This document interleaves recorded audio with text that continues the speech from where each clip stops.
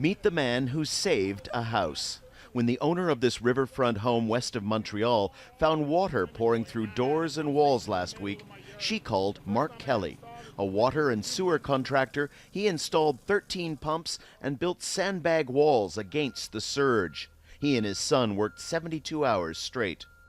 Okay, they have a lot of damage to change the carpet and the wall and everything, but it's still there. At least for them, they don't lose everything. Not far away, other homeowners weren't so lucky. Many of them had to flee when rising waters reached the electrical supply, threatening fire and shock. Across Quebec and in other parts of Canada, thousands of homes are damaged. Just under 2,000 soldiers are helping local rescue and relief efforts. It's a serious situation, but people should know that every level of government is pulling together here seamlessly to do everything that is necessary to keep Canadians safe.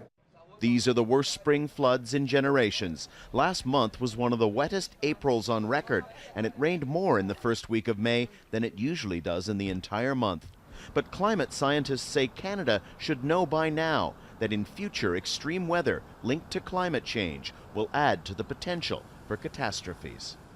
We cannot say this one event is definitely due to climate change, but is consistent with climate change.